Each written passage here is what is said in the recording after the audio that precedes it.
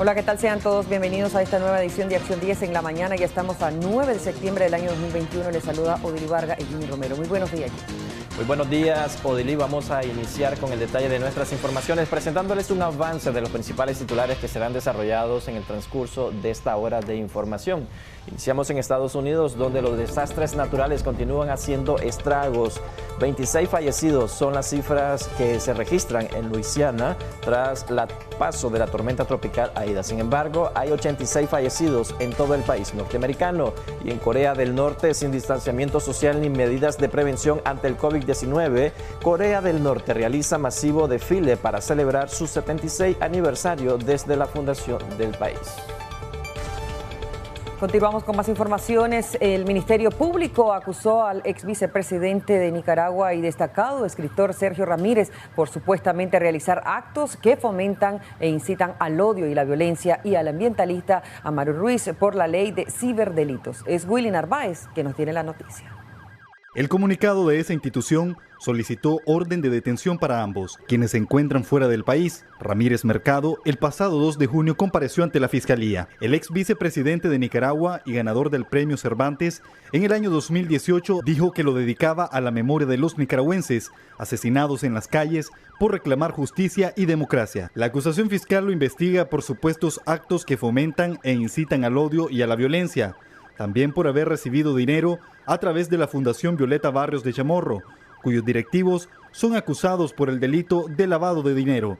Según la Fiscalía, en la práctica tenían otros fines para la desestabilización del país, que encuadran en el tipo penal de conspiración para cometer menoscabo a la integridad nacional, según reza el documento. Además, solicitan orden de allanamiento. La misiva también señala que se presentó acusación contra el ambientalista Amaru Ruiz. El joven se encuentra exiliado y dirige la Fundación del Río, quien a través de sus lazos ha informado de la reciente masacre de indígenas en Nicaragua. Según la Fiscalía, Amaru propaga noticias falsas que sanciona la ley especial de ciberdelitos, convirtiéndose de esta manera en el primer activista acusado por ese delito. Esto no es más que una medida más para amedrentar el trabajo y la labor que venimos desarrollando, poniendo en evidencia las deficiencias institucionales y que como nicaragüenses tenemos derecho al proceso de fiscalizar el trabajo. Brindó información falsa de hechos ocurridos en los años 2020 y 2021 en las comunidades de la costa Caribe Norte,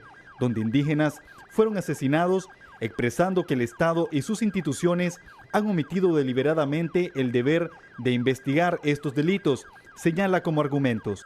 Y nosotros vamos a reiterar nuestro trabajo, vamos a seguir trabajando en función de poner en evidencia la situación de violaciones de derechos humanos que están ocurriendo, sobre todo en los grupos más vulnerables. Finalmente, este 8 de septiembre, remitieron a juicio oral y público a los exdiplomáticos Francisco Aguirre Sacasa y Mauricio Díaz, y también al comentarista político Jaime Arellano, por los delitos de conspiración para cometer menoscabo a la integridad nacional. Estos deberán permanecer en prisión en las celdas de Auxilio Judicial Nacional. Willy Narváez, a Acción 10.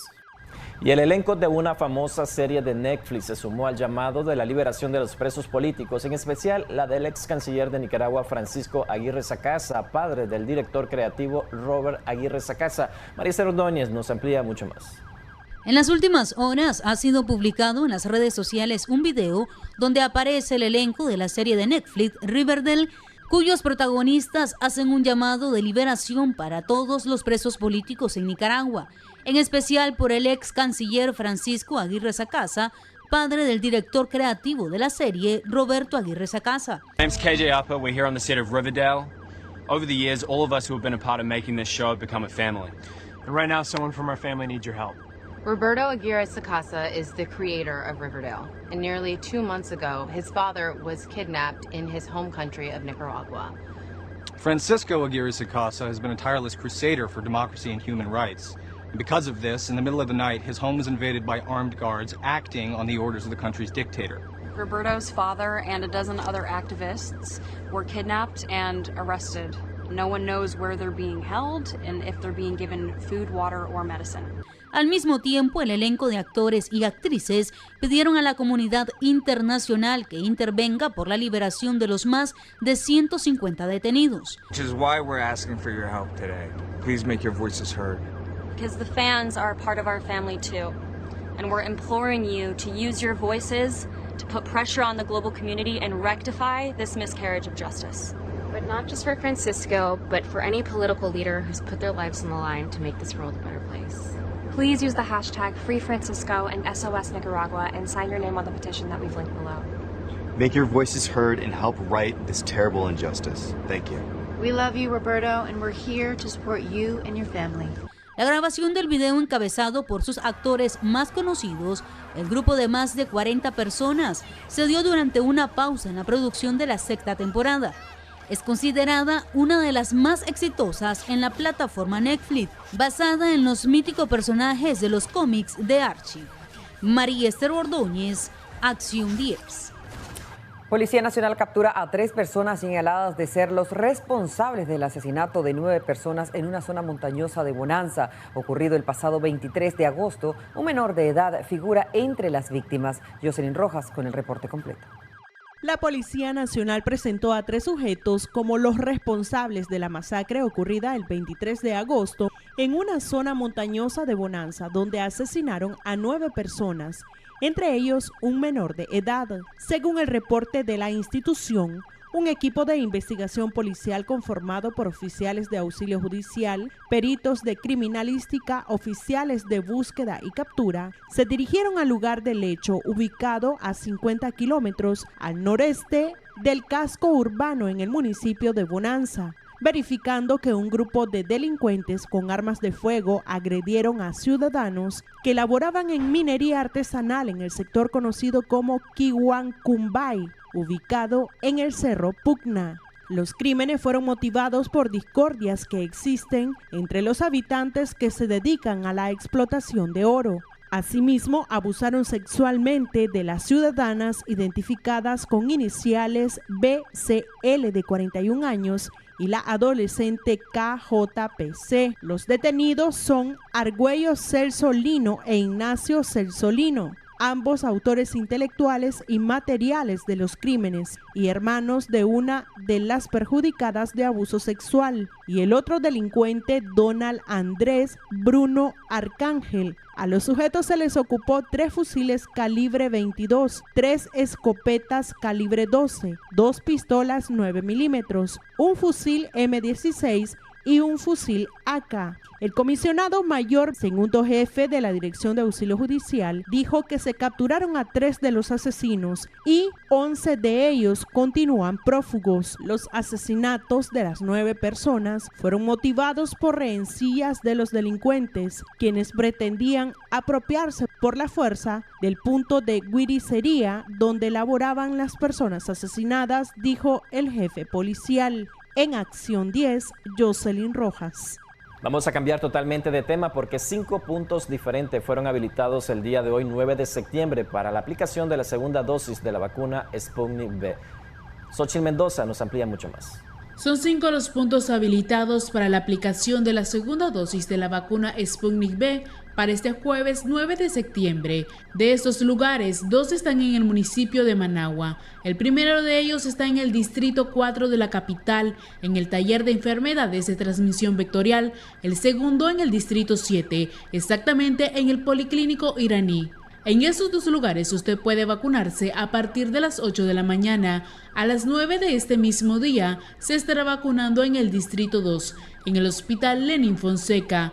En el municipio de Boaco usted puede llegar al centro de salud Ramón Toledo a las 8 de la mañana. En Camoapa, en el hospital primario San Francisco de Asís. Recuerde que las vacunas que se están aplicando son de manera voluntaria para la población mayor a 45 años. Xochitl Mendoza, Acción 10. Y la OPS indicó informaciones no oficiales detallan un aumento de contagios por COVID-19 en Nicaragua, así como una vacunación en bajos niveles. El organismo además agregó que espera la actuación de datos por autoridades del gobierno, la actualización de la misma y la ampliación que nos tiene María Esther Ordóñez. La Organización Panamericana de la Salud indicó que informaciones no oficiales señalan que en Nicaragua hay un aumento de contagios y muertes por coronavirus. El doctor Ciro Ugarte detalló que no se cuenta con información suficiente por parte de las autoridades del Ministerio de Salud. Agrega que en nuestro país se registra una vacunación en niveles bajos, 670.000 dosis han sido aplicadas y 200.000 de ellas en esquemas completos. El organismo indica que espera que los datos sean actualizados este viernes por parte del gobierno. No contamos con información suficiente para realizar un análisis adecuado de la situación de la pandemia en Nicaragua, de tal manera que las fuentes de información que recibimos, tanto oficiales y no oficiales, muestran situaciones distintas. En ese sentido, hemos visto, por ejemplo, que en muchos otros países hay un exceso de mortalidad durante el periodo de la pandemia, viendo no solo por razones de COVID, pero también por otras razones. Y en ese trabajo conjunto estamos observando muchas otras causas que podrían incrementar ese exceso de mortalidad en los países durante la pandemia. La información que recibimos de fuentes no oficiales indican que hay un incremento de casos y un incremento de fallecidos, de tal manera que en esas circunstancias debemos también resaltar que la vacunación en Nicaragua todavía está en niveles muy bajos, y según los últimos datos proporcionados por el Ministerio de Salud, Nicaragua administró alrededor de 670.000 dosis de vacunas, con unas 200.000 con un esquema completo de vacunación. Ugarte también hizo un llamado a la población en Nicaragua y demás países de Centroamérica en conmemoración del bicentenario de la independencia a no bajar la guardia y evitar la transmisión del coronavirus, poniendo en práctica las medidas de prevención. Quisiera aprovechar esta oportunidad para felicitar al pueblo nicaragüense, centroamericano en general, por el bicentenario de la independencia. Y recordemos que este tiempo de asueto, de vacaciones, es un tiempo en el que debemos utilizar para reducir la transmisión. Lo hemos dicho varias veces durante esta conferencia de prensa y también en muchas otras. Utilicemos las medidas que han dado resultado, no relajemos esas medidas. Y es un llamado general a todos los países, pero también a la población, de reducir la posibilidad de ir a eventos masivos, usar siempre la mascarilla y también implementar las medidas, digamos, de cuarentena o aislamiento en el caso de los contactos y sospechosos respectivamente. Estas medidas han dado resultados y esperemos que este periodo en el cual la población va a celebrar esta fecha muy importante sea también una fecha de protección a las familias y a la población. El director de Emergencias Sanitarias de la OPS también dijo que espera que aumente el número de vacunación en los próximos días en nuestro país. María Esther Ordóñez, Acción 10. Y este pasado 8 de septiembre se conmemoró el Día Internacional del Periodista. Profesionales de la comunicación se refirieron a los riesgos que enfrentan actualmente debido a la pandemia del COVID-19 y a la crisis sociopolítica que se encuentra sumergida en Nicaragua desde el 2018. Veamos el reporte que nos ha preparado Willy Narváez. Somos periodistas, solo estamos contando el fútbol. Es un sabor agridulce el trabajo de la prensa independiente. Entre la pandemia y 3 años del estallido social, informar se ha convertido en una labor de alto riesgo en Nicaragua. He sentido más temor que incluso cuando explotó la crisis social. Con 11 años ejerciendo la profesión, Geraldine Domínguez forma parte del equipo de Acción 10. Su vida ha estado en peligro en distintas coberturas. Y me duele ver la situación de las demás gente que han perdido a su familiar. Y pido a Dios y pido de todo corazón que no estemos viendo política ni religión y que sin hacer diferencia, nos unamos. Doctor. En la cabina de Radio Corporación ya no llegan invitados. Para prevenir la pandemia y hablar también es otro temor en el contexto actual. El caso de Nicaragua es el caso, por ejemplo, de Venezuela. El caso de Venezuela es el caso de Cuba, donde hay periodistas donde están dando la batalla. Y nosotros lo que hacemos es no inventar informaciones, es sacar las informaciones. La Clasificación Mundial de la Libertad de Prensa ubica a nuestro país en el puesto 121 de 180 naciones, según la organización Reporteros Sin Fronteras. Es decir, que estamos en números rojos, y no es para menos. Actualmente, 4 periodistas están detenidos, más de 30 han desfilado por citatorias en la Fiscalía. El 13 de agosto, las instalaciones del diario La Prensa fueron tomadas por la policía y se sumó a otros medios de comunicación confiscados, como Confidencial y el canal 100% Noticias. Este año también ha representado una nueva ola de exilios para periodistas nicaragüenses. Vivir en el exilio en Costa Rica, estar en el exilio, obviamente que es un desafío también para el periodista porque psicológicamente se enfrenta a otro tipo de trabajo, a otro tipo de sostenibilidad en su vida. Periodistas que están en España, en Estados Unidos, en Costa Rica, en Panamá, y les pregunto, ¿qué están haciendo? Cualquier cosa menos de periodistas, la mayoría. Para la prensa independiente, salir en busca de la información representa múltiples riesgos. Hicimos unas tomas de fuera del hospital y casualmente iban pasando 2 trabajadores de la alcaldía y se iban camiseando y nos dijeron, dejen de estar grabando aquí afuera, ¿cuál es el atrevimiento? Pues nosotros solo andábamos haciendo nuestro trabajo, queríamos documentar que cómo estaba la población, que cómo llegó, cómo había la aglomeración pues, de personas, porque era evidente, nosotros no inventamos nada, las cámaras pues registran todo. No van a callar al periodismo independiente. Durante esta crisis sociopolítica, también nacieron plataformas digitales. Otras se fortalecieron, como Artículo 66. A diario tenés que convivir con insultos, tenés que convivir con persecución, con asedio policial. Sin embargo, es algo que ya lo ves como el pan de cada día.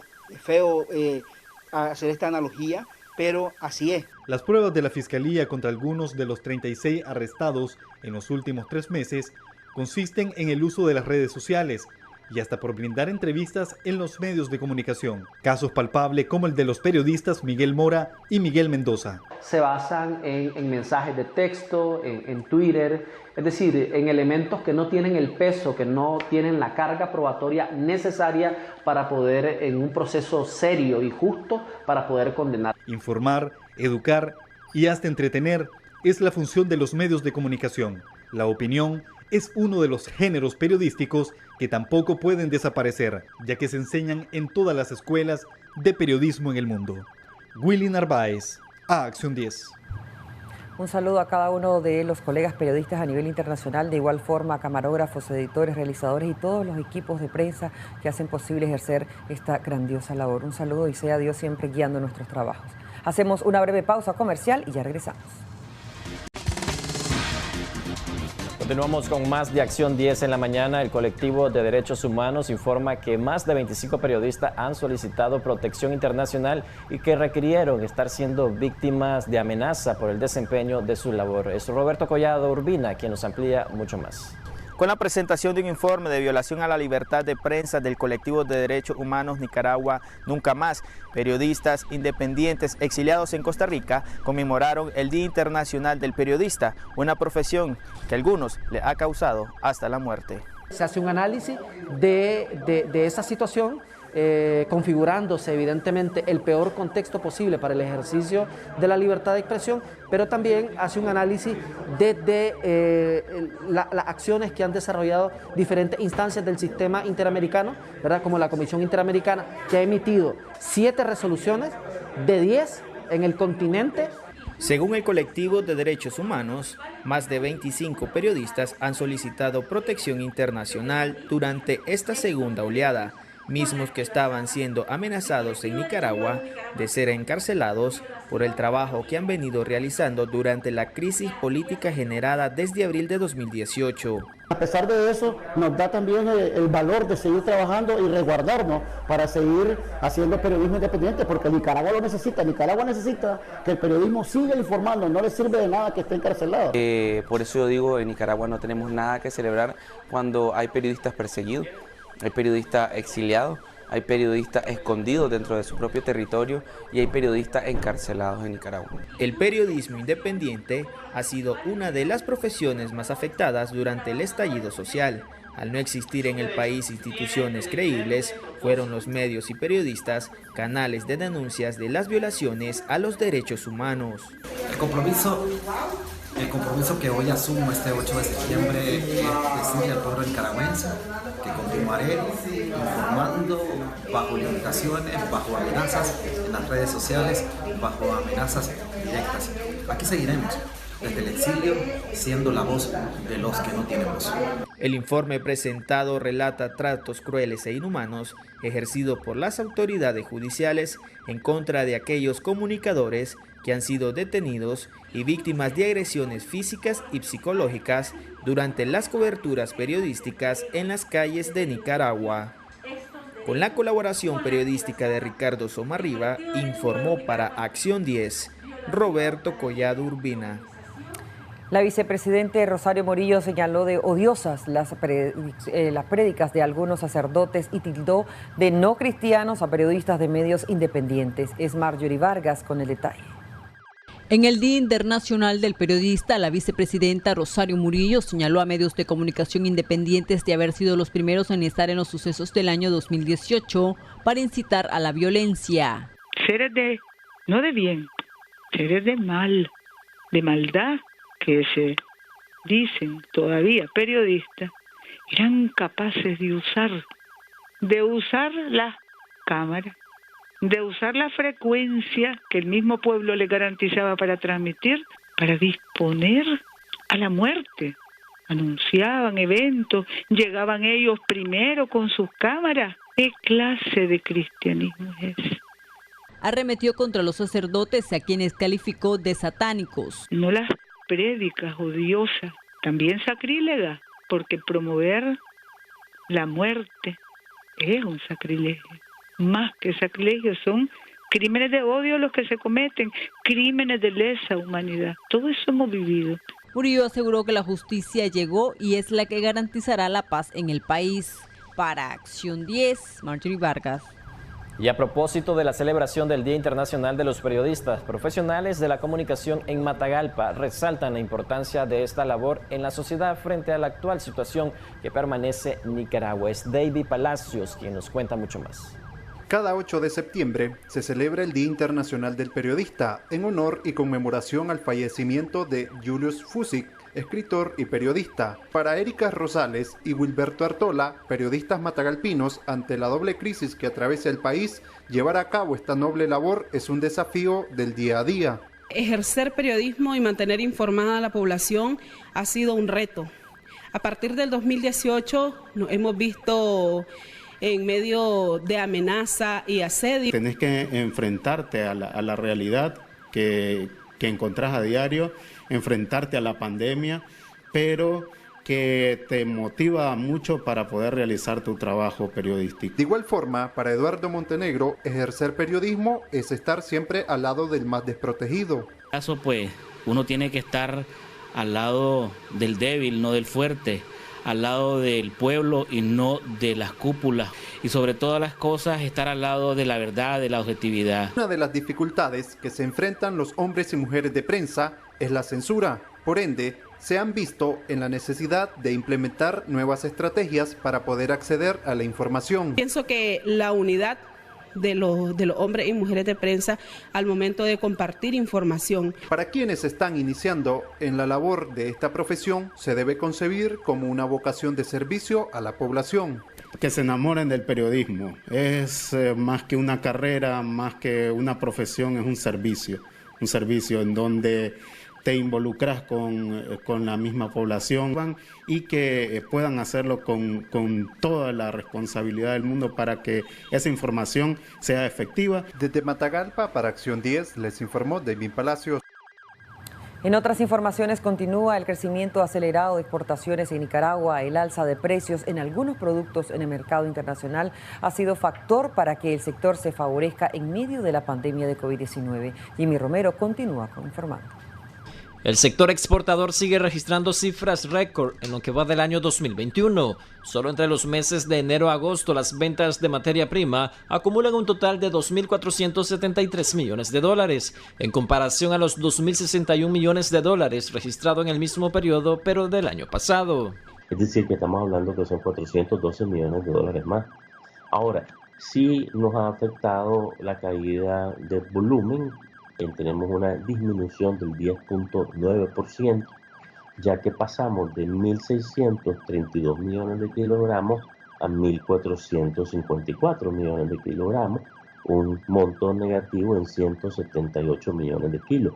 Esto principalmente debido a los problemas climáticos y los huracanes que tuvimos a finales de la temporada pasada. A pesar de la caída en los volúmenes, Guillermo Jacobi, presidente de la Asociación de Productores y Exportadores de Nicaragua, expresó que el incremento de precios de algunos commodities en el mercado internacional compensó la reducción de la producción en el sector agroexportador, que no pudo cumplir sus metas por efecto de los impactos de los huracanes Iota y Eta a finales del año pasado. ¿Qué vamos a hacer, digamos, cuando los precios internacionales de los productos que nosotros exportamos no sigan subiendo o bajen? Bueno, entonces para el año 2023, para el año 2024, es importante que se sigan transformando los productos con mayor valor agregado, más sofisticación, para que independientemente de que haya o no haya un impacto climático debido a que nuestros productos tienen mayor valor agregado, entonces no vamos a estar dependiendo en función de lo que los precios de los mercados digan. Al cierre del año, APEM prevé alcanzar los 3.200 millones de dólares, una cifra nunca antes registrada en el país. Jimmy Romero, Acción 10. Y siempre hablando sobre temas económicos, el presidente de la Asociación de Exportaciones de Café confirmó que la escasez de contenedores a nivel internacional sigue agudizando la situación del sector exportador en nuestro país. La escasez de contenedores a nivel internacional sigue agudizando la situación del sector exportador nicaragüense. Así lo confirmó Manuel Miranda, presidente de la Asociación de Exportadores de Café. El líder empresarial resaltó que entre agosto y septiembre los productores han tenido dificultad para vender su producción, tomando en cuenta que en un mes de alta demanda se requieren en los puertos de al menos 1.000 contenedores para cumplir con sus contratos.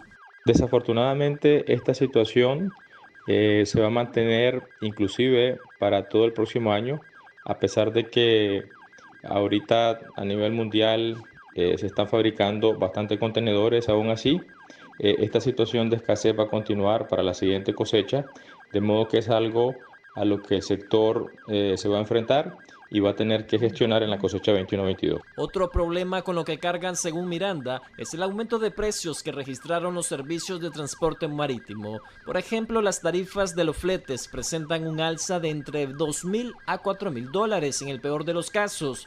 El flete permite a las empresas de logística garantizar la exportación e importación de las mercancías de forma segura. Desde el punto de vista puramente financiero, el mayor impacto son las mayores tarifas que esta situación provoca, y en consecuencia la mayoría de los exportadores lo que buscará es evitar ventas que sean en términos CIF y buscar cómo vender más en términos FOB para evitar el riesgo de que cualquier subida en los fletes marítimos impacte el ingreso neto del exportador. La escasez de contenedores y las alzas de precios en los fletes marítimos empezó a registrarse desde el inicio de la pandemia del año pasado, cuando las economías bajaron la demanda para una reducción en el consumo tras las medidas de restricciones de movilidad y los cierres de establecimientos impuestos por los gobiernos. Jimmy Romero, Acción 10. Y con esta información de carácter internacional, también sobre temas económicos, vamos a hacer una pausa comercial. Ya regresamos con más. Y de noticias internacionales nos trasladamos a Nicaragua porque Riva figura en la lista de los departamentos del país que registra un incremento de números de nuevos contagios por COVID-19. La ampliación de esta noticia con Eva Torres. La expansión de las nuevas variantes del COVID-19 ha aumentado las cifras de contagios en el departamento de Rivas. Extraoficialmente se conoce que en el área de respiratorio del Hospital Gaspar García Laviana se encuentran un aproximado de 30 pacientes con coronavirus o con síntomas del mismo. Para el urólogo Dr. Denis García, el incremento se da por la falta de conciencia de la misma población. Nosotros ya contamos, obviamente, con cuadros clínicos ya establecidos de la variante Delta, y cuidado, ya estamos con la variante Lambda, y esto debido a que no contamos con un estudio genómico para poderla determinar. La alarma por el rebrote de coronavirus ha generado pánico en la población joven, ya que personas entre las edades de 20 a 35 años han sido víctimas mortales de dicho virus. Andamos oscilando entre los 20 y 40 años de rangos etarios, incluso hay niños afectados con cuadros virales, procesos respiratorios. El no poder diagnosticar COVID de forma explícita es debido a la incapacidad que se tiene a nivel de los medios privados con respecto a las pruebas, porque todavía las pruebas no han sido liberadas. El doctor Denis García lamenta que la población se automedique sin antes acudir a un centro hospitalario. Además, recomienda no ser parte de actividades que atraen las aglomeraciones de personas. No es pecado tener COVID. El pecado es no atenderse, el pecado es dejarse complicar. Hay que tener mucho cuidado. No podemos estar creyendo de que nosotros podemos estarle haciendo frente a todos los casos en casa. Según información brindada bajo anonimato por un trabajador del Hospital Gaspar García Laviana, el incremento en la demanda hospitalaria detonó el colapso del área de respiratorio de ese centro asistencial, por lo que probablemente en los próximos días un pabellón podría ser habilitado para ingresar a más pacientes contagiados. La mañana de este miércoles, los galenos y todo el personal de la salud realizaron una oración pidiendo por todos los enfermos, por los médicos y por el cese de la pandemia. Eva Torres, Acción 10. Ahora vamos a presentarles imágenes de algunos ciudadanos que se han trasladado a diferentes puntos de la capital para requerir oxígeno. Y es que la enfermedad del COVID-19 está atacando a muchas familias en el país. Como ustedes pueden ver en imágenes, hay varios vehículos haciendo fila en uno de los puestos donde se está comercializando oxígeno para tratar el COVID-19. Nos referimos a productos del aire.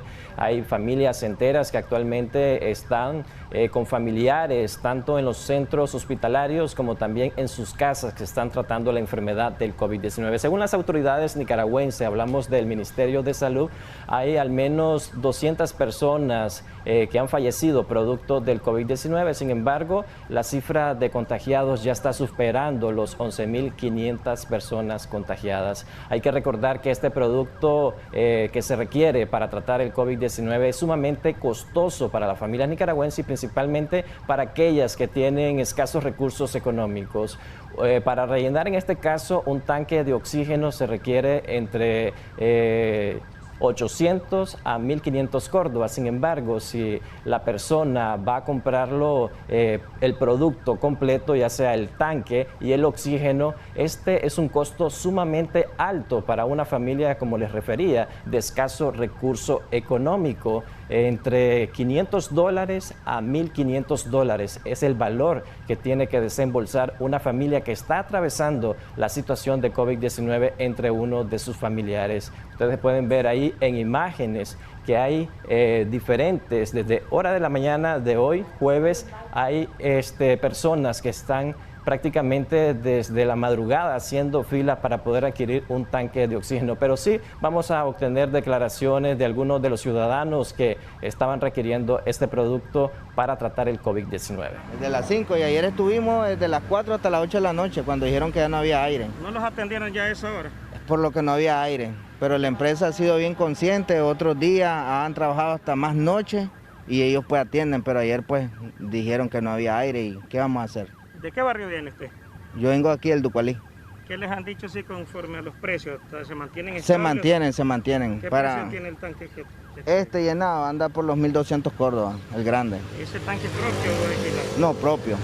Sí, propio, sí. ¿Tienen esperanza pues de que hoy lo atienden, que le llenen sus tanques? Claro, ahorita ya abrieron, miren. Ya, bueno, sí. Sí. Desde las 6 de la mañana. Desde ayer hicimos una lista y pues estos son los que nos van a dejar entrar ahorita. ¿Cuál es su nombre, pues? Fernando Mejía. Gracias. Bueno, esas eran parte de las impresiones de algunos ciudadanos que, como él refería, desde horas tempranos, en varias ocasiones ha intentado adquirir este producto que ya se ha vuelto una necesidad para muchas familias que están tratando el COVID-19. Y es que, según información que ha dado a conocer la OMS, es al menos un 40% de los contagios que adquieren esta enfermedad de COVID-19 de estas personas son un 15% que se complican y requieren de oxígeno y un 5% están en situación muy crítica. esta situación que están enfrentando las familias en el país se ve a diario a raíz de prácticamente varios eventos que se han estado realizando en Nicaragua y principalmente porque hay varios comercios y negocios de entretenimiento y ocio que continúan ofreciendo sus servicios de forma regular. Hay que recordar que el COVID-19, según los médicos y también la Organización Internacional de la Salud, han dicho de que esta enfermedad se va a estar extendiendo a lo largo de este año 2021, así que hay que tomar conciencia sobre la gravedad del COVID-19 y por supuesto hacemos un llamado también al sector privado a poner mucha atención sobre el desarrollo de la pandemia para tomar algunas medidas, pero también usted que está viéndonos en casa también puede optar a tomar medidas. Ya sabe la recomendación que ha hecho la OMS, uso de mascarilla, implementación del alcohol, también lavado de manos que es necesario cada instante o cuando usted sepa que podría estar adquiriendo la enfermedad, es necesario el uso de alcohol en gel y también lavado de manos. Vamos a continuar, sí, con más información. Gracias, Jimmy Romero. Nosotros, en otro orden de informaciones, les decimos que el ingreso de un sistema de baja presión al territorio nacional podría generar lluvias con descargas eléctricas en las próximas horas. Es Jocelyn Rojas con el desarrollo de esta información. Un sistema de baja presión que ingresó al territorio nacional la tarde de este miércoles generó lluvias en gran parte del país. Sin embargo, especialistas del Observatorio de Fenómenos Naturales OFENA pronostican más lluvias para el resto de la noche con descargas eléctricas. Estas son las posibilidades de lluvia para el día de hoy a las 12 del mediodía con mayor intensidad en la zona centro como también en la zona del Pacífico, que comenzaremos a tener formaciones de nubosidades debido al acercamiento de este sistema de baja presión, como también para en horas de la tarde que tendremos pues mayor intensidad de lluvias con tormenta eléctrica en la zona de occidente y en la zona central de Nicaragua. Velocidades de viento de ráfagas estarán presentes desde Ocotal con mayor intensidad Matagalpa y Huaco con velocidades de 46 kilómetros por hora, como también en la zona de Managua que tendremos algunas velocidades de 35 kilómetros por hora como ráfagas ocasionales. Es importante tomar las debidas precauciones durante las precipitaciones para evitar hechos lamentables. En Acción 10, Jocelyn Rojas. Qué bueno que esté con nosotros en Acción 10 en la mañana y México es la sede de un intento más de diálogo del problema que enfrenta Venezuela, que ya prácticamente ha dejado bastantes consecuencias a los venezolanos. Dentro de los temas que se están abordando está el tema de la crisis política, por ejemplo, el tema electoral, los exiliados, también se va a abordar el tema de los presos políticos, entre otros, pero ¿hasta dónde ha llegado la negociación? ¿Hasta dónde ha llegado este diálogo recientemente iniciado? Y van a reanudar estas negociaciones en los próximos días, pero Christopher Guevara nos comenta parte de los resultados de esta negociación que ha tenido su sede en México. El gobierno de Nicolás Maduro y la oposición venezolana terminaron este lunes la cuarta jornada de reuniones que tuvo como sede facilitadora la Ciudad de México. Las delegaciones comunicaron finalmente que se firmaron 2 acuerdos parciales sobre el río Esequibo y la recuperación de los activos venezolanos en el exterior, punto que propuso el gobierno venezolano para que se les sea levantado las sanciones impuestas por el gobierno de Estados Unidos para con el país sudamericano. Pese a que meses atrás el Departamento del Tesoro de los Estados Unidos emitió una licencia que exime de las sanciones impuestas a Venezuela a algunas transacciones necesarias para las operaciones ordinarias de puertos y aeropuertos, recordemos que Joe Biden, electo presidente a inicios de 2021, ha suavizado las sanciones con el país, como el hecho de autorizar el envío de gas licuado de petróleo y no afectar a la población venezolana. Además, en el diálogo se tocó el tema de las elecciones. A través de un memorándum de entendimiento entre los dos bandos, se plantearon 7 puntos de discusión, entre los que destacan derechos políticos y garantías electorales. La reanudación de las conversaciones tenía como objetivo de miras a las elecciones de gobernadores y alcaldes en noviembre próximo, en las que se prevé participen los principales partidos políticos opositores, rompiendo así la obstrucción electoral de 3 años, enfrentando crisis. Ambos sectores, además, tomaron en consideración el contexto sanitario que atraviesa el mundo por los efectos de la COVID-19, enfermedad que ha dejado más de 4.000 personas fallecidas en Venezuela. Christopher Guevara, Acción 10. Gracias, Christopher Guevara. Y vamos a hablar de la situación de Venezuela y de este diálogo. ¿Qué expectativa existe y qué influencia va a generar esto en el mundo entero, por supuesto en Latinoamérica? ¿Qué relación podría tener lo que ocurra en Venezuela y con nuestro país, Nicaragua? También lo que está pasando en El Salvador. Más adelante lo vamos a conversar con el fallo que rehabilita o que habilita más bien a que haya reelección continua en El Salvador. Algo que ya ha merecido protestas, pero todo esto está muy cerca de Nicaragua, aunque ustedes quizás no lo visualicen de esa manera, y ya nos va a explicar nuestro invitado justamente esa relación y la importancia que es hablar de estos temas que tienen que ver con la política, no solo de estos países, sino con la política regional. Así es, Jocelyn, y para ello vamos a establecer comunicación vía Skype con el analista político y también ex diplomático Edgar Parrales. Muchas gracias por acompañarnos acá en Debates y Soluciones de Acción 10 en la mañana. Buenos días. Bienvenido, doctor. Gracias, buen día a ambos, Jocelyn y mi amigo Jimmy, y muy contento pues de compartir con ustedes este momento. Bueno, coméntenos en generalidades cómo usted valora este nuevo diálogo de Venezuela, cuya sede está siendo México. ¿Qué expectativa estaría generando no solo para los venezolanos, sino también para la región? Bueno, mira, este es prácticamente el enésimo esfuerzo de diálogo entre la oposición venezolana y el gobierno de ese país. Porque primero hubo unos prediálogos desde el 2001 entre el gobierno y el Fede Cámaras, después en el 2002-2003 el gobierno con una mediación de la OEA, después posteriormente hacia el 2004 una consulta entre congresistas norteamericanos y congresistas venezolanos en Boston, y después ha venido la fase de diálogos entre los dos grupos políticos que prácticamente pues han quedado fallidos. Recuerdo que hubo uno mediante con la mediación del Vaticano, que no quedó en nada, y otro con la mediación de ex jefes de gobierno y expresidentes de países latinoamericanos, que tampoco quedó en nada. Aunque acusaciones mutuas de que el uno acusa al otro de que no había voluntad verdadera para dialogar y llegar a resultados, y sucesivamente mutua acusación de la otra parte. Parece que este diálogo ya lleva el ingrediente de una voluntad seria y definida de llegar a acuerdos que se cumplan. La mediación está dada por Noruega, el gobierno de Noruega, la sede es en la Ciudad de México, y hay algunos países observadores, entre ellos pues algunos europeos.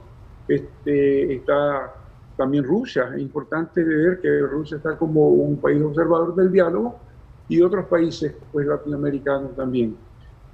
Se han ido teniendo sesiones sucesivas en las cuales se han llegado a acuerdos parciales, pero hay una expresión que ha formulado el gobierno venezolano que dice que acuerdo hasta el final.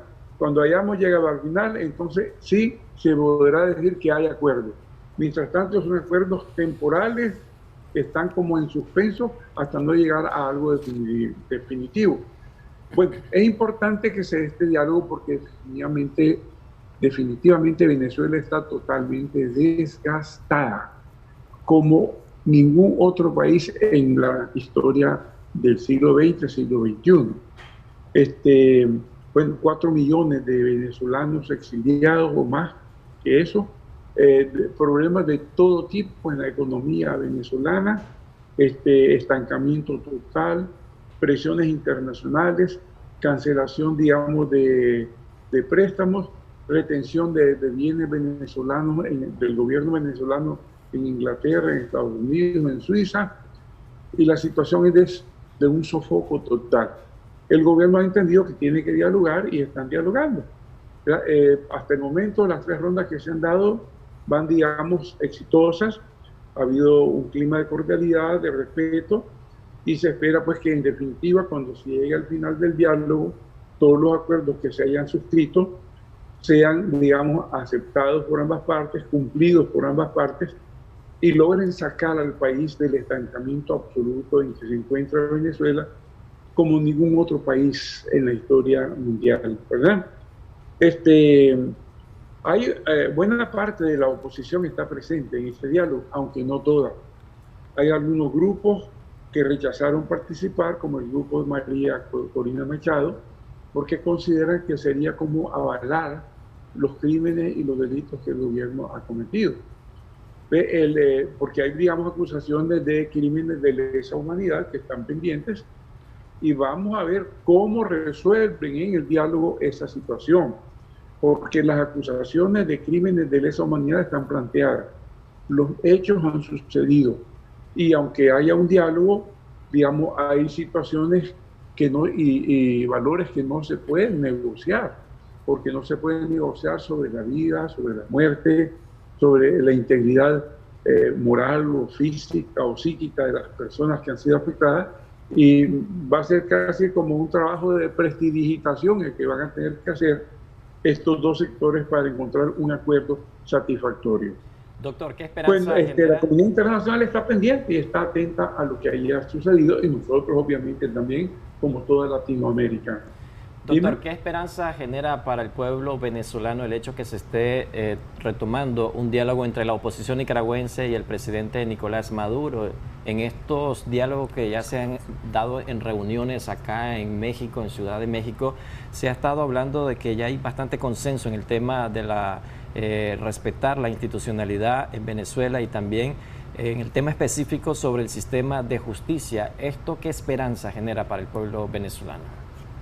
Bueno, yo creo que el pueblo venezolano debe estar en una actitud totalmente de expectación absoluta, porque de este diálogo y de su resultado exitoso va a depender el futuro del país, el futuro de la población, porque ya Venezuela no aguanta más la crisis. Han llegado a un punto en donde, digamos, todo es de desesperación, todo es, digamos, de angustia absoluta. Y tienen que buscar la solución, porque no solo se afecta a la oposición la situación de crisis, afecta al gobierno y afecta al pueblo también, ¿verdad? Que es el más afectado de todos. Afecta el futuro del país, de manera que yo entiendo que tienen que revestirse de sensatez los políticos venezolanos para llegar a acuerdos y a conclusiones que verdaderamente saquen al país del estancamiento, del atolladero, y lo enrolen hacia, digamos, una situación de progreso y bienestar, como vivía este país antes de todo este planteamiento iniciado a finales de la década del 1990, y que realmente lo convirtió del más próspero país de América Latina prácticamente en uno de los más, digamos, desgraciados países económicamente y socialmente hablando. Yo creo que sí, que el pueblo venezolano tiene todas sus expectativas puestas en este diálogo, y creo que también las partes dialogantes están convencidas de que es la única manera de cómo pueden resolver la crisis del país. Se ha solicitado... Yo personalmente tengo una actitud, digamos, positiva al respecto del resultado. Se ha solicitado, doctor, el acceso a los fondos o a los recursos del Fondo Monetario Internacional, y según publicaciones recientes, aún no se ha entrado en estas negociaciones en los temas de fondo, o al menos no de lleno, hablando de los presos políticos, hablando de los exiliados. Por su parte, el oficialismo en El Salvador ha hecho énfasis en el tema de las sanciones y de su levantamiento. El oficialismo más bien en Venezuela ha hecho énfasis en esta parte. Entonces, ¿cómo usted valora esta situación? ¿Cuánto en parte podría extenderse este diálogo que tiene la sede en México y que está funcionando este país como un facilitador? El hecho de que no sea en Venezuela, también me gustaría que hable de esa parte, si es una buena decisión, si es un buen augurio que sea en México y no en Venezuela, que hayan otros países de por medio. Sí, en primer lugar, yo creo que definitivamente tienen un cronograma de los temas a tratar. Lo van llevando a cabo paso a paso. Pero sí, temas como los que acabas de enunciar van a ser objeto también del diálogo. Obviamente son los temas más candentes, los más sensibles, y tienen que tocarse, porque son, digamos, la médula del problema, ¿verdad? No sé exactamente, porque no conozco cuál sea, digamos, el cronograma que ellos tienen establecido, porque tienen fechas para las distintas jornadas, las distintas reuniones, los temas que se van a tratar en cada jornada, lo tienen todo previsto, ¿verdad? Esperemos que en todo caso, al final de todo este proceso de diálogo, se llegue, digamos, al cumplimiento y a la ejecución de lo mismo. De hecho, por ejemplo, la liberación de los fondos que están congelados en Estados Unidos, en Inglaterra, en otros lugares, si bien ya se hizo acuerdo, esos acuerdos no entrarán en ejercicio hasta al final del diálogo, cuando ya se haya suscrito, digamos, un documento final de compromiso. Entonces todos los acuerdos parciales que se hayan ido tomando van a empezar a tener efecto, ¿verdad? Mientras tanto, digamos, se van logrando, se van poniendo en agenda, ahí en el protocolo, digamos, en la carpeta, y al final pues todo se va según se resuelva, si el diálogo resulta exitoso, se va a empezar a ejecutar todo lo que se haya acordado. ¿Qué va a determinar, doctor, que realmente sea un diálogo exitoso y que sea distinto a las negociaciones anteriores en Venezuela, y si el hecho de que sea exitoso justamente puede tener relación con que se esté dando en México, que esté de por medio Noruega, que haya en otros países y otras sedes involucradas? Claro, mira, Noruega ha gozado siempre, digamos, del aprecio, de la simpatía y de la confianza de los países, cuando Noruega ha sido, digamos, un gestor, promotor de diálogo en distintos conflictos, porque es un país que, digamos, que goza de un proceso, de una vida democrática altamente reconocida, se le tiene como prácticamente el más democrático de los países del mundo, goza del prestigio de la confianza de todos, y eso es, digamos, un factor importantísimo para que las partes tengan seguridad y confianza. El hecho que sea en México, que sea fuera de Venezuela, es otro elemento importantísimo, porque si fuera en Venezuela, por ejemplo, la oposición se sentiría en desventaja, dado que el gobierno tiene todos los instrumentos y los mecanismos a su favor, y podría ejercer, digamos, cierta acción, digamos, de prevalencia. En cambio, al estar en un lugar neutral, ambas partes están en las mismas condiciones, en el mismo nivel, y el diálogo puede ser, digamos, más franco, más honesto, más confiable y de resultados. Por eso creo que está muy bien que se haya escogido un tercer país neutral, amigo de ambas partes, amigo del país venezolano, para buscar la solución al problema, y que en realidad pues eso mismo facilita o garantiza el éxito de este diálogo. Pero ¿qué garantías hay, doctor, de que el gobierno de Nicolás Maduro dé cumplimiento a estos nuevos acuerdos que se estarían suscribiendo con este nuevo diálogo que hay? Mira, en los diálogos anteriores, precisamente la oposición ha acusado al gobierno de no tener voluntad verdadera de diálogo. En este caso, yo estoy convencido de que sí, el gobierno tiene voluntad de diálogo, porque ya tocó, ya no tiene de otra. O dialoga y encuentra entendimiento con la oposición, o el país va al descalabro total, ¿verdad? De manera que sí, entiendo que hay voluntad de ambas partes, sobre todo del gobierno, de acordar y de cumplir, porque lo necesitan prácticamente como un recurso de sobrevivencia, ¿verdad? Es el último recurso que les queda, y si lo desaprovechan, van al desastre total. Entiendo que van a saberlo, van a quererlo aprovechar, porque ellos mismos están conscientes de que no tienen otra salida. ¿En qué se van a basar esos acuerdos? Principalmente tomando en cuenta de que el presidente Nicolás Maduro tiene bastante presión internacional y ha estado prácticamente en una crisis sumergida debido a estas medidas que ha tomado el gobierno de Estados Unidos, donde ha impuesto sanciones y también bloqueos económicos que ha afectado también a la población venezolana desde el 2006. Pues mira, definitivamente que la seriedad y el cumplimiento de lo acordado es requisito indispensable, ¿verdad? Y luego el gobierno venezolano sabe que si esta vez falla, si esta vez incumple, ya no tendrá otro recurso y la cosa se le tornará totalmente insostenible. De manera que hasta por ese factor de sobrevivencia, por ese instinto de existencia, instinto de sobrevivencia, el gobierno venezolano va a tener que verse obligado a cumplir lo que se acuerde. ¿Ya? Entiendo que sí, que hay voluntad. Ellos están claros de que es la última opción, la última posibilidad que tienen y la van a tener que cumplir para beneficio de todos en el país venezolano, ¿verdad?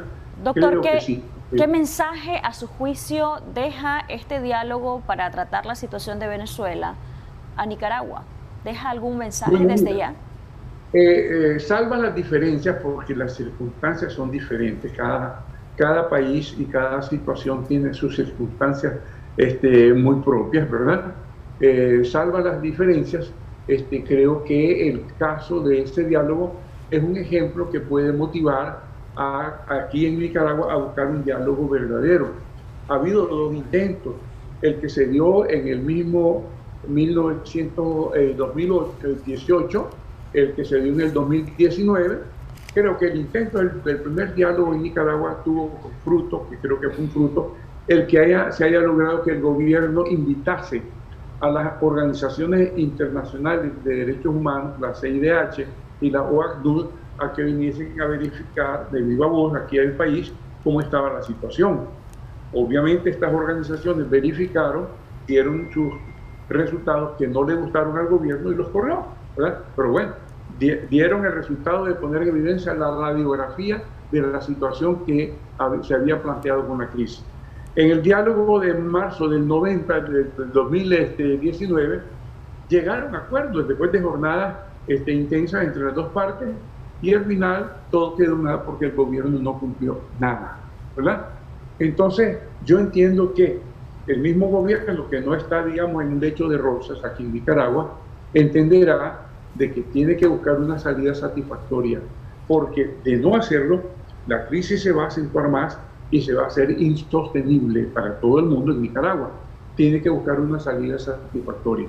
Un diálogo en el cual las partes actúen de buena fe, actúen con amor patrio y actúen en buscar una solución para el presente y para el futuro del país, sí verdaderamente puede servir. Habrá que ver, sí. Yo en otras ocasiones ya he expresado que para que ese diálogo funcione, tiene que ser en primer lugar con una oposición auténtica, nunca con una oposición aparente, porque eso no va a llevar a resultados verdaderamente aceptables, en primer lugar. Y en segundo lugar, creo que el mejor momento sería antes de las elecciones. Y si fuese necesario suspender el proceso eleccionario para dar espacio a un diálogo exhaustivo que ponga todas las cosas en claro, ¿verdad? ¿Por qué? Porque, digamos, si se pretende hacer un diálogo después de las elecciones, en primer lugar, una oposición auténtica no va a aceptarlo, porque ya Daniel Ortega se habrá, digamos, afincado y ratificado en el poder nuevamente por 5 años más. Él podrá después hacer un montón de concesiones secundarias, pero no lo principal, y eso nadie se lo va a aceptar. Luego está de por medio el tema también candente de los crímenes de lesa humanidad que se han cometido, ¿ya? Son hechos que no se pueden obviar, que no se pueden borrar, que no se puede, digamos, tratar de pasar al olvido. ¿Por qué? Tanta muerte, digamos, daño a la integridad física, moral y espiritual de las personas. No se puede, digamos, decir borrón y cuenta nueva o simplemente amnistía, no. Tendrá que aceptarse que las personas responsables de esos delitos tengan que ser sometidas a la justicia, a una justicia verdadera. No la justicia orteguista de ahorita, esa no es justicia, a una justicia verdadera, ¿verdad? Que le dé a cada quien lo suyo, que le dé a cada quien las responsabilidades que le competen y las consecuencias de esas responsabilidades. Doctor, que sí se puede, se puede. ¿Qué falta? Voluntad. Si el gobierno tiene voluntad de buscar una solución al asunto y la oposición tiene voluntad también de poner de su parte para que obtengamos resultados que saquen a Nicaragua de este atolladero, será posible. Pero como digo, creo que el momento tiene que ser antes de las elecciones. Después, los resultados no serían muy confiables no serían muy satisfactorios y realmente, digamos, la crisis no se resolvería. Esa es como veo yo la situación, ¿verdad? Doctor, pero que sea posible, es posible. Doctor, pasando al tema de El Salvador, algo que Estados Unidos no está viendo con buenos ojos y que muchos dicen es un país donde no se está gestando para nada la democracia y donde está en riesgo la independencia de poderes. Este fallo de la Sala de lo Constitucional que prácticamente deja habilitada la reelección en El Salvador, ¿cómo lo valora usted? Ya hay protestas en El Salvador a consecuencia de esto. Recordemos el antecedente de lo que ocurrió en El Salvador justamente en mayo, donde muchos vieron las acciones del presidente de la administración Bukele como que estaba buscando justamente que la Sala de lo Constitucional pues fuera una Sala de lo Constitucional integrada por gente acomodada a los intereses del Ejecutivo. ¿Cómo usted ve esta situación en El Salvador? Bueno, mira, en primer lugar, creo que es importante esto enmarcarlo en el ascenso a la presidencia de El Salvador por el presidente Nayib Bukele. Definitivamente que fue un fenómeno político. Ya había sido alcalde de la ciudad de San Salvador, previamente había sido un candidato, había estado en vínculos con el FMLN, pero se apartó de ello y empezó su trabajo, su lucha solo con su grupo, ¿verdad? Fue exitosa el alcance de la presidencia en el 2019 y empezó un trabajo que a todo el mundo le satisfizo. Empezó a poner el dedo en la llaga de la corrupción, inclusive ya ha llevado al banquillo de los acusados a 4 expresidentes, a Saca, que está preso, y a Flores, ambos de Alianza de Arena. Lamentablemente Flores murió antes de cumplir condena, y luego a otros 2 del PMLN que están aquí en Nicaragua prácticamente gozando de la bondad del presidente Ortega con el otorgamiento de una ciudadanía muy discutida y honestamente ilegítima, ¿verdad? Que son el presidente último Sánchez Serén y el anterior, bueno, no me acuerdo ahorita el nombre, ¿verdad? El que está aquí con toda su familia también y trabajando en el Ministerio de Relaciones Exteriores como un funcionario más. Bueno, este hombre empezó, Bukele, a luchar contra la corrupción, obtuvo éxitos verdaderamente notables que le han ido ganando la simpatía y el mayor acuerpamiento de la población de El Salvador. Hecho que se manifestó en las últimas elecciones legislativas cuando el país, el partido que lo apoya a él, que es Nuevas Ideas, prácticamente arrasó en la legislativa de El Salvador y logró, digamos, la mayoría absoluta en el Congreso. Pero ¿qué resulta? Nayib Bukele digamos, en este afán de luchar contra la corrupción y buscar, digamos, el afianzamiento de la democracia, ha tenido excesos. A mi juicio, por ejemplo, cuando con soldados entró al legislativo de El Salvador, atropellando pues la dignidad y la autonomía de ese órgano, hasta se sentó en la silla del presidente del legislativo, queriendo presionar a los legisladores para que le aprobaran una ley que él consideraba de suma importancia. Puede ser que la ley haya sido de suma importancia, pero el mecanismo que él utilizó para querer, digamos, salirse con la suya fue totalmente inaceptable. Después ahora, ya estando Nuevas Ideas en la mayoría en el legislativo, destituyen a los magistrados de la Sala de lo Constitucional de la Corte Suprema, ¿verdad? Que según ellos por unas acusaciones lo mismo de que estaban, digamos, impidiendo la aprobación de leyes que eso eran muy importantes para la lucha, y nuevos magistrados, todos, digamos, favorables a Bukele. Ahora resulta que en la Corte Suprema, que en el Legislativo, se aprueba, digamos, una reforma de que puede haber reelección continua a partir, digamos, del periodo posterior al periodo en que se está ejerciendo el cargo, cosa que la Constitución Política de El Salvador lo prohíbe, ¿verdad? Y cosa también que ya llama mucho el clamor, la atención de la comunidad internacional, inclusive de la oposición interna de El Salvador, que está descontenta y anunciando que se está cayendo, digamos, en dictadura, ¿verdad? De hecho, ha habido muchos reclamos de parte de Estados Unidos, de algunos países de la Unión Europea, de Canadá, haciéndole ver a Bukele que está, digamos, enrumbándose por un camino equivocado y que puede desembocar en el despotismo o la dictadura, ¿verdad?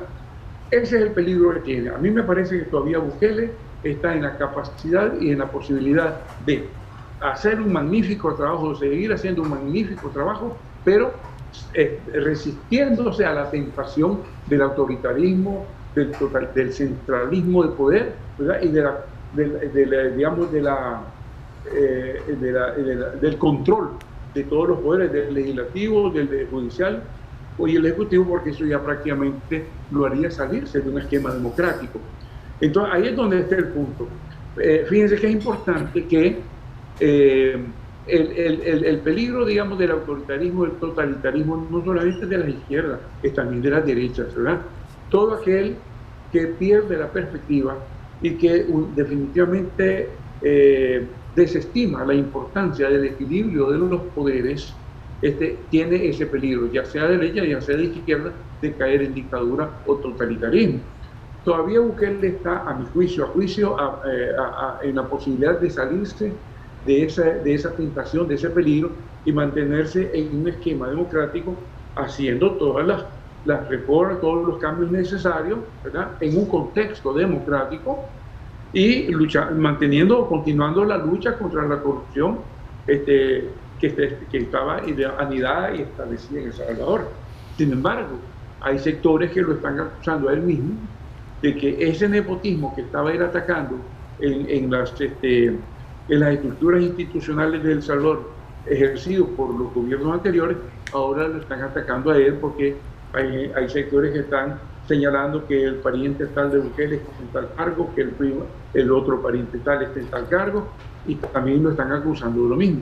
Doctor. Peligro es que tiene todo ejercicio presidencial en cualquier país de caer en esa lacra del nepotismo. Si eso es cierto y es así, tiene Bukele que luchar contra eso también, para seguir manteniendo la imagen nítida y limpia que él ha llevado al gobierno de El Salvador, ¿verdad? Miren, lo de las reelecciones es un tema, digamos, que no puede ser visto con la misma óptica, con la misma lupa en todas partes. No es lo mismo, por ejemplo, la reelección en un país altamente democrático, en donde la reelección sucesiva puede permitirse sin menoscabo o sin peligro de la democracia, a una reelección sucesiva en países como El Salvador, Nicaragua o cualquier otro país de América Latina, que son democracias inestables, democracias imperfectas, y que tienen la perspectiva, la posibilidad, digamos, de propiciar autoritarismo si se dan esas reelecciones sucesivas. Lamentablemente, a mi juicio, el mal ejemplo lo dio, tengo que decirlo, el presidente Arias de Costa Rica. Siendo un hombre demócrata, ¿verdad?, queriendo reelegirse, le hizo una consulta a la Corte Suprema de Justicia que dijo que sí, que podía reelegirse, y se reeligió contraviniendo la Constitución de Costa Rica. De allí, muy contento y muy orondo, Daniel Ortega tomó el ejemplo y también se hizo reelegir, derogó, digamos, los dos artículos que le ponían impedimentos a él en la Constitución para continuar reeligiéndose, y ya va por el cuarto periodo sucesivo ahorita, ¿verdad? Doctor. Y el mismo peligro tiene cualquier otro país en donde la democracia no es sólida, no es sustantiva, no es firme. Entonces, eso es lo que tenemos que valorar nosotros. En nuestros países, si bien la sucesión, la reelección sucesiva no es un delito en sí mismo, no es un delito, ¿verdad?, pero atenidas las circunstancias de la vida política de los países, hay que considerarlo. En algunos países eso puede tener una vigencia sin mayor problema, y en otros países se puede convertir en un enorme peligro de autoritarismo y de despotismo. Doctor, usted refiere de que la reelección no es un delito en los países. Sin embargo, ¿qué escenario se podría esperar en los próximos meses en El Salvador, tomando en cuenta la decisión que ha hecho la Sala de lo Constitucional, donde abre la posibilidad de una reelección en El Salvador? ¿Podríamos decir que habría una crisis política interna severa en esa nación, tomando en cuenta de que ya hay protestas en contra de esta decisión? Mira, el periodo del presidente Bukele termina en el 2023, ¿verdad? Ya el nuevo periodo sería en el 2024. Él todavía está en ejercicio de su periodo. La puerta está abierta, ¿ya? Él puede ser que él diga, no, hombre, sí, ahí está establecido, pero puede ser que diga, no voy a presentarme a una candidatura sucesiva. Puede ser que lo diga. Pero se podría producir una crisis antes de tiempo. Un proceso eleccionario que empezaría más bien en el 2023, perdón, ¿verdad? De manera que el peligro ahí está. La posibilidad de que se dé está. Y hay un problema porque está contraviniendo a la Constitución, a no ser que la hayan reformado ahorita los legisladores de la Constitución para establecer esa disposición. El punto está en que habrá que ver, digamos, si Bukele considera, llegado el momento, pretender reelegirse en forma sucesiva o si lo desestima, porque en El Salvador la reelección no continua existe y está aceptada en la Constitución, es decir, uno que está de presidente ahora, para el siguiente periodo no puede ser candidato, pero para el posterior periodo sí puede ser un periodo alternativo sí puede ser candidato. Pero lo que preocupa, doctor, era el sucesivo. Lo que preocupa justamente es que con lo del fallo de la Sala de lo Constitucional, esa alternabilidad de poderes pues prácticamente queda sin efecto y contradice lo de la Constitución. Ahora, claro. y también preocupa el tema de la democracia y la institucionalidad. Ya usted explicaba un poco lo que eso significa, pero realmente en un país el fracaso de la institucionalidad por aspiraciones dictatoriales es un riesgo para todo, no solamente para el tema político y democrático, sino también para las economías, el crecimiento, porque a juzgar por lo que dicen algunos expertos, incluso cuando alguien establece este tipo de gobernanzas, se busca ser empresario a la vez, se busca ser el presidente, se busca controlar todos los poderes del Estado y al final se vuelve un problema para un país y un problema difícil de contrarrestar una vez que se pierde la institucionalidad. Me gustaría que vayamos concluyendo con un mensaje suyo en relación a esto y también en relación a cómo lo del Salvador podría afectar las relaciones económicas y diplomáticas con Estados Unidos que se han pronunciado ya, de hecho, al respecto de lo que está ocurriendo en El Salvador y cómo también lo del Salvador podría dejar algún tipo de afectación a nivel regional de la región centroamericana si la situación continúa en este declive de la democracia que muchos lo han visto así, quizá han exagerado. ¿Usted qué opina? Sí, mira, creo que en primer lugar van a tener que resolver el conflicto, porque esa es una resolución de la Sala de lo Constitucional de la Corte Suprema de Justicia, pero está la Constitución por aparte que dice lo contrario. Van a tener que buscar cómo resolver esa contradicción, porque ahí está planteada. Por otro lado, si se da el caso de que Bukele pretenda reelegirse para el siguiente periodo, estaría estableciendo, digamos, un precedente muy, muy negativo para la región latinoamericana, concretamente para Centroamérica. ¿Por qué? Porque ya tenemos el mal ejemplo de Nicaragua, ¿verdad? Y vamos entonces a continuar con El Salvador, aunque sea de signo diferente, de signo opuesto, pero el hecho sería el mismo. Y esto podría, digamos, presentarse como una especie, una novedad, como una nueva, digamos, un nuevo estilo de querer gobernar, y eso podría, digamos, hacer cundir como una lacra o como una enfermedad esta pretensión de querer ser reelegir sucesivamente. Creo que también el presidente de Honduras lo hizo, el actual presidente de Honduras hizo lo mismo, siguiendo el ejemplo de Daniel Ortega.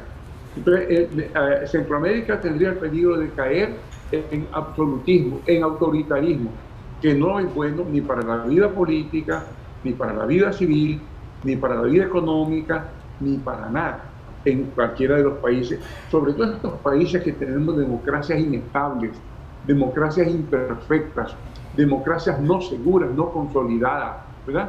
Entonces sería más bien caminar para atrás, retroceder en la experiencia de vida de los pueblos y verdaderamente llevarlos al desastre. ¿Por qué?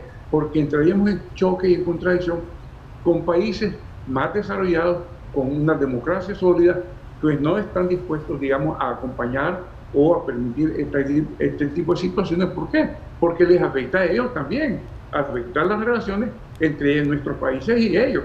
Porque, así como para Nicaragua Estados Unidos es el principal socio económico, lo es también para El Salvador, y lo es para Guatemala, para Honduras y para Costa Rica, es para toda Centroamérica, el principal socio económico, ¿verdad?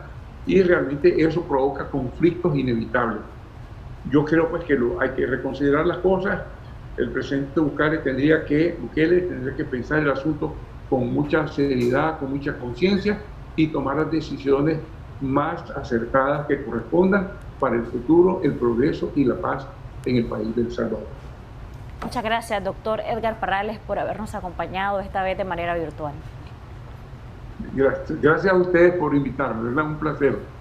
Siempre bienvenido. Bueno, ahora vamos a presentarle, Jocelyn, la tendencia que obtuvimos en la entrevista del día de ayer, donde se abordó el tema situación de presos opositores. La entrevista fue transmitida a través de la cuenta oficial de Facebook, Canal 10 Nicaragua. Estuvo como invitada Cristian Tinoco, hija de Víctor Hugo Tinoco. La entrevista obtuvo un total de 28.796 personas alcanzadas, fue compartida 90 veces y obtuvo un total de 4.847 interacciones. Y con esta información que le hemos presentado, hacemos una pausa comercial. Ya regresamos con más.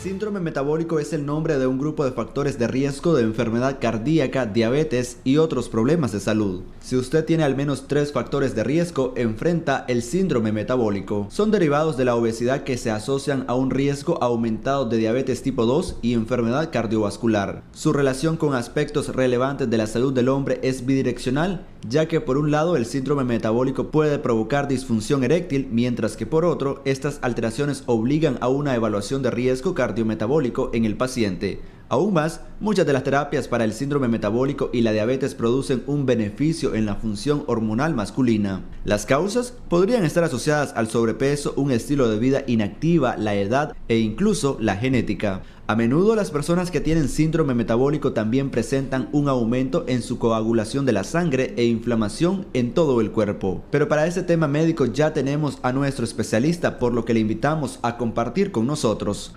Christopher Guevara, Acción 10. Gracias, Christopher. Y es nuestro diabetólogo, el doctor Javier Bravo, quien está ya con nosotros para conversar un poco sobre este síndrome metabólico y en diabéticos, cómo afecta. Muy buenos días, doctor. Gracias por acompañarnos. Gracias, Odilí, una vez más aquí en la revista Acción 10 en la mañana. Primeramente, darle gracias a Dios por un día más de vida.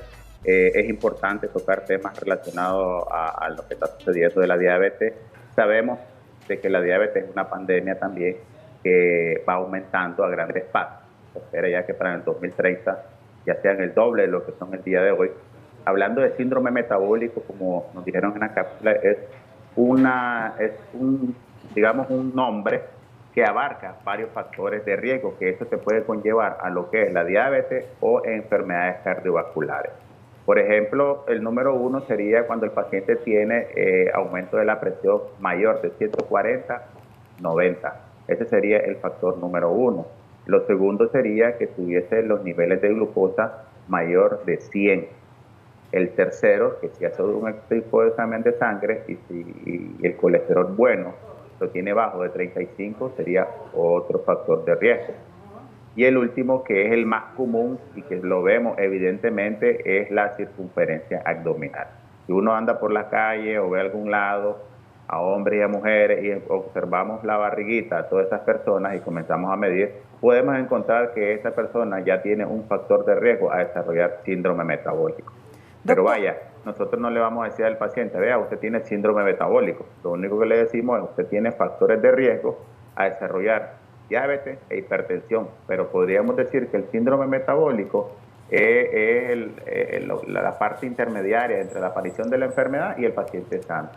¿Cuál sería entonces el caso, el síndrome metabólico en pacientes diabéticos? Porque si bien es cierto, el síndrome metabólico puede conllevar a la diabetes, como usted bien lo decía, pero ya cuando se tiene ese síndrome metabólico en diabético, ¿qué es lo que va a presentar?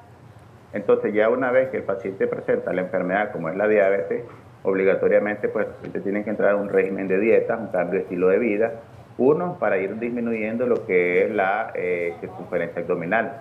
2, para ir disminuyendo las manchitas que normalmente se presentan en el cuello, en los codos, que se conoce como acantosis nigricans, que eso conlleva a lo que se llama en términos metabólicos resistencia a la insulina. Es decir, un paciente que en su momento no es diagnosticado diabético, pero sí, si se hace una glucosa en ese momento anda el azúcar elevada, es decir, lo que la gente le llama como glucosa silenciosa, que presenta los síntomas como diabético, pero no se ha hecho un buen abordaje y no se ha hecho los exámenes de rutina para determinar meramente la diabetes.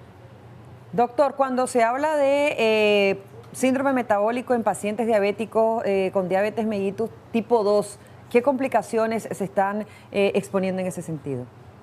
El aumento, digamos, de 5 a 10 veces la probabilidad de desarrollar un evento cardiovascular. En esto hablamos de un infarto, hablamos de un derrame cerebral, hablamos de una insuficiencia renal, es decir, complicaciones crónicas que se pueden agudizar si este paciente pues no sigue el ritmo de vida, no cambia el estilo de vida, porque esto lo que hace es que va aumentando cada vez más los triglicéridos, hay una descompensación de la glucosa y eso sabemos que metabólicamente se oxidan a radicales libres que son tóxicos meramente para los nervios, para los riñones e inclusive para lo que es el cerebro. Entonces, el paciente puede presentar complicaciones tanto a largo plazo como a corto plazo en este sentido.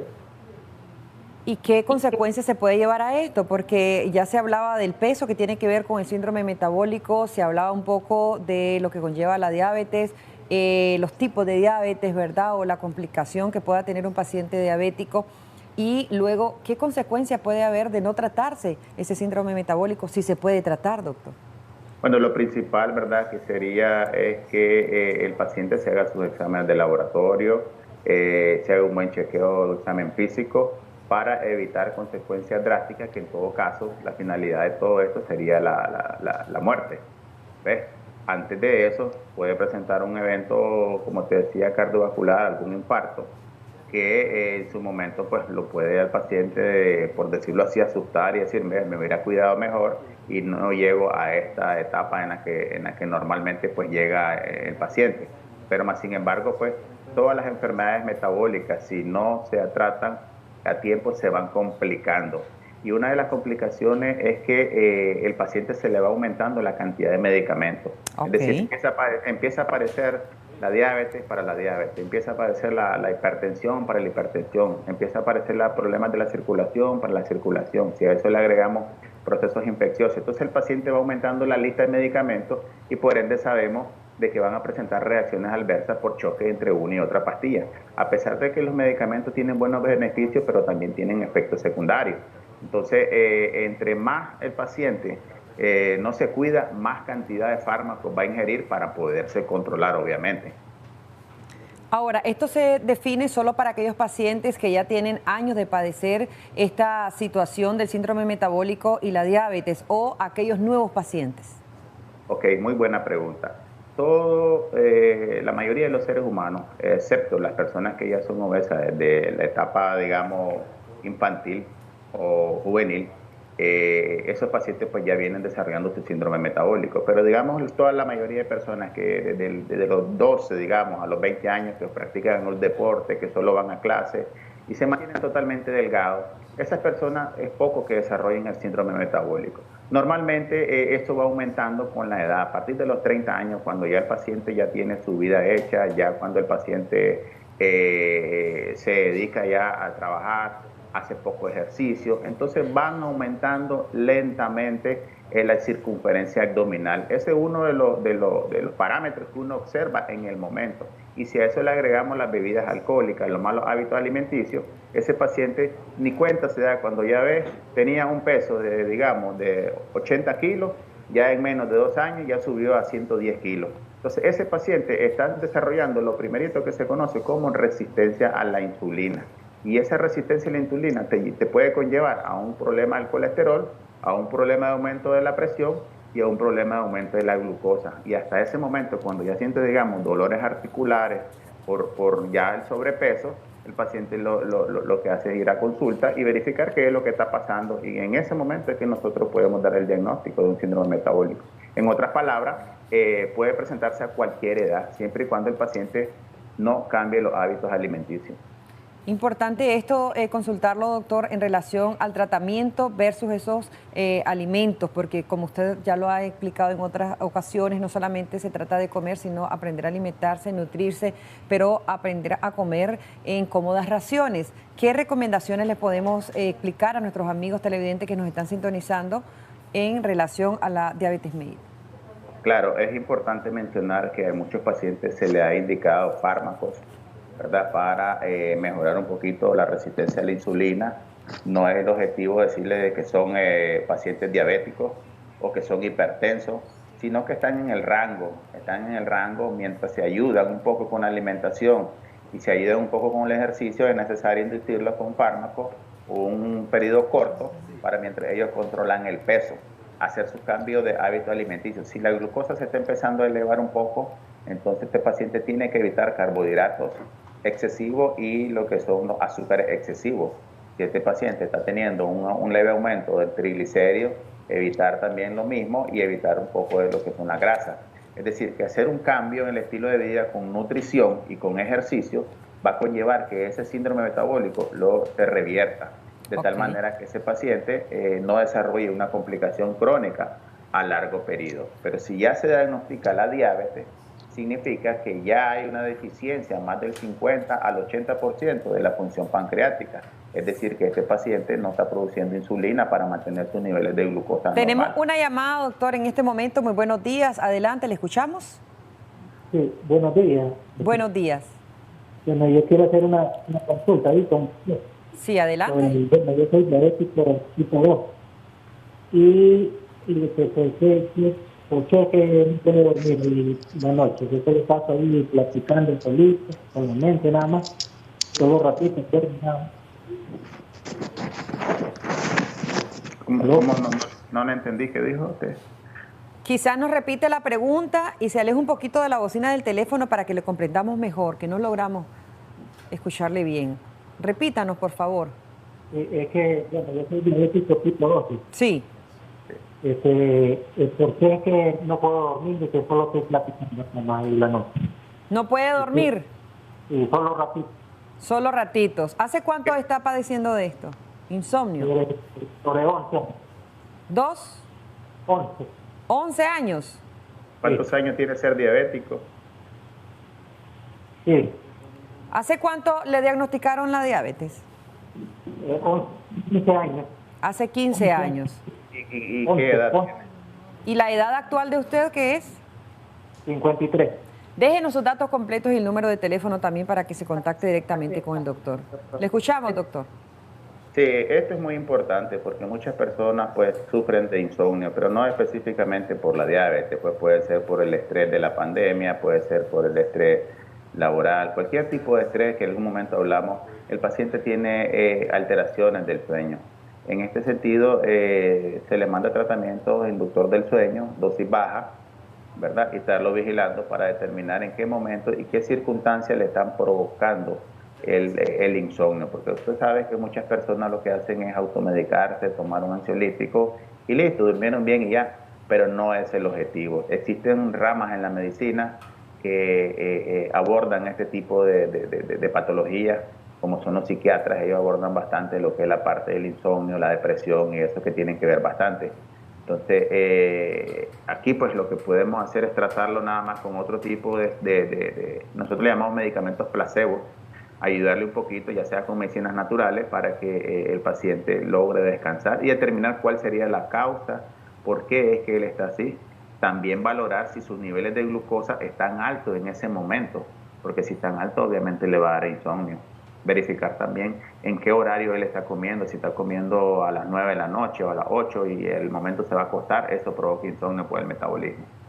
Cómo no, muchísimas gracias, doctor. Vamos a hacerle otra consulta. A ver, ¿tenemos la llamada?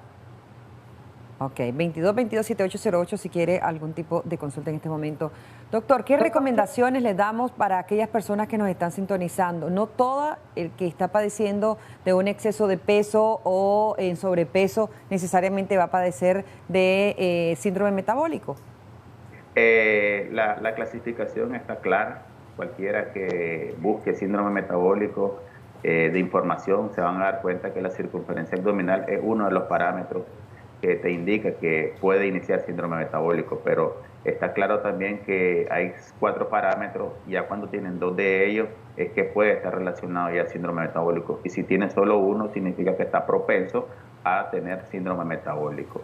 Pero vaya, es importante, si el paciente ya tiene un aumento de la circunferencia abdominal, en este caso en varones es mayor de 100, ya aquí todos los televidentes que nos están viendo que se miden la barriguita con una cinta y ya tienen 105, 110, 120, entonces ese es motivo de preocuparse y buscar cómo hacer un poquito de ejercicio para ir disminuyendo la circunferencia abdominal. Sí.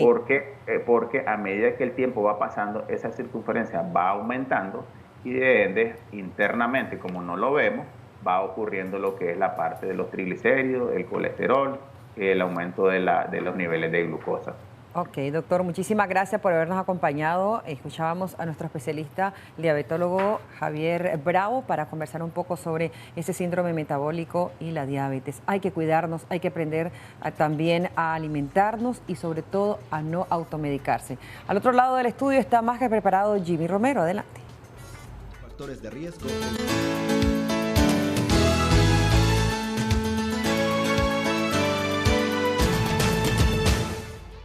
Muchas gracias, Odilí. Usted, padre de familia, si ya tiene pensado este año 2021 enviar a su hijo a los desfiles patrios, ponga mucha atención porque Christopher Guevara se encuentra desde el mercado Roberto Güembes, quien nos va a explicar y también hizo un sondeo de precios sobre los uniformes escolares, pero también sobre los uniformes que se utilizarán en las bandas de guerra. Christopher Guevara también consultó y observó si hay bastante afluencia en ese populoso centro de compras. Veamos a continuación. Christopher, muy buenos días. Buenos días allá en estudios, buenos días familias nicaragüenses. Qué gusto que nos pueda acompañar a esta hora de la mañana, nosotros más que preparados desde el mercado Roberto Güembes para conocer el precio de los uniformes, las boinas, todos esos utensilios y complementos que el padre de familia necesita para sus hijos previo a los desfiles patrios que realizan muchos colegios en nuestro país. Acompáñenme a ver qué dicen los comerciantes. La camisa manga larga, que usted sabe que este es el traje de gala en septiembre para los mejores alumnos que los visten de gala. Tenemos la banda escolar que le sale en 80 Córdoba, tenemos la camisa manga larga que le sale a 180, tenemos la falda que le sale a 220, tenemos aquí el pantalón de mujer de colegio. Antes de proceder con los pantalones, me gustaría que usted nos especificara si estos precios se mantienen igual en dependencia del tamaño o varían. Se mantienen. El de niña tal vez un poquito menos, por decir el preescolar. Por lo menos la banda del preescolar le sale en 50 Córdoba, la falda le sale en 180, la camisa le sale a 150. Si es de preescolar, ya después de preescolar, entonces ya se mantiene el precio hasta la secundaria. Okay. Sí. Ahora vamos con los pantalones. Este es un pantalón de mujer de colegio, le sale en 280. Sí, tenemos el pantalón de varón también, que se le sale en 290. Un poquito más caro. Es un poquito más caro porque te sabes que los varones son un poquito más recios, son un poco más altos, entonces es un poquito más caro. Y tenemos lo que son los guantes también, tenemos las calcetas, tenemos la... Encontramos los guantes, mi estimada. Los guantes los encontramos en 60 pesos. Así es, andamos preparándonos ya para lo que es el desfile de lo que son las fiestas patrias en el mes de septiembre. ¿Cómo han encontrado los precios en este año? Están bastante accesibles, puede decirse. Ok, ¿su niña qué grado cursa? Segundo grado. ¿En su colegio están tomando las medidas preventivas? Sí, así es. Sí, en todo el desfile están utilizando lo que es el distanciamiento, igualmente con el uso de las mascarillas y también lo que es el lavado de manos y utilizar siempre su alcohol. Tenemos los complementos como las bandas, los corbatines, las boinas. Regáleme el precio de... Bueno, la boina le cuesta 100 pesos, la banda una le cuesta 80 y la otra le cuesta 130, 120 la bordada, las corbatas dan 60, 70 y 80 Córdoba, los guantes 50 Córdoba y todo al alcance del bolsillo del nicaragüense. Usted como comerciante hizo un cuadro comparativo entre los años anteriores. ¿Se han mantenido los precios en este 2021? Pues los precios del año pasado son los mismos de este año. Mi estimado, ¿qué expectativas tienen para estos próximos días de la venta de estos uniformes? Pues como todo comerciante estamos preparados, ¿verdad? Gracias al Señor pues hemos tenido venta, ya tenemos 2 semanas y esta sería la 3ª semana que estamos vendiendo, gracias al Señor. Un abrazo, bendiciones. Es por lo menos así, nosotros tenemos a 7, vale 7.30, tenemos a 7.25, tenemos... Por lo menos este vale 845, dependiendo pues la calidad. De la calidad, el estilo. Los más vendidos en esta temporada de desfile patrio, ¿cuáles serían? El de colegio, por lo menos así. ¿Ese lo encontramos? En 730. Pues un zapato de cuero, va cosido, un zapato económico y buen zapatito también, porque es un zapato granadino. Sí. Y también tenemos los de niños, que los de niños son estos. Que son un poco más accesibles. Más accesibles, que vienen saliendo 550. Hay de 4.95, hay un poquito de... Okay, tenemos los de niñas también, ¿ofrece para niñas? De niñas sí tenemos este zapatito que es de cuerito, bonito, también accesible. Sí. Este viene saliendo 4.55, pero es de cuero. Es parte de la información que hemos recopilado en este sondeo realizado en este concurrido centro de compras de la capital. La materia prima del cuero ha incrementado su valor, por ende los comerciantes han tenido que incrementar el precio en los zapatos tanto de damas como de caballeros, siendo este incremento de 30 a 50 córdobas. Familias nicaragüenses, si usted quiere visitar estos puestos o mercados de la capital, encontrará descuentos, como bien lo señaló nuestro amigo comerciante, para que usted pueda visitar y vestir con elegancia a sus hijos en estos desfiles patrios. Muchachos, con esta información regreso con ustedes. Muchas gracias a Christopher Guevara por presentarnos los precios y también la expectativa que tienen los comerciantes de mercado Roberto Huembe en cuanto a la realización de los días patrios y los desfiles, por supuesto, pero le recomendamos que usted tendrá la última decisión tomando en cuenta si enviará o no a sus hijos, tomando en cuenta sobre la situación de salud pública que se está agravando en Nicaragua. La pandemia del coronavirus ha afectado a diferentes familias, así que usted tendrá la última palabra de enviar o no a los desfiles patrios a su hijo. Y de esta manera vamos a hacer una pausa comercial, ya regresamos con más.